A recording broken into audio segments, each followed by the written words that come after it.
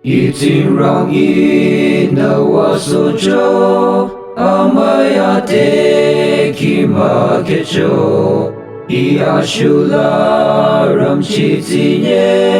Itwa amay ite maza Kuyang tele italire Akong asikong linota Tuno itwa nakichicho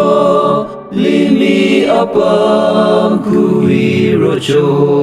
Rang balipi ko azongku Iti chiram chitulicho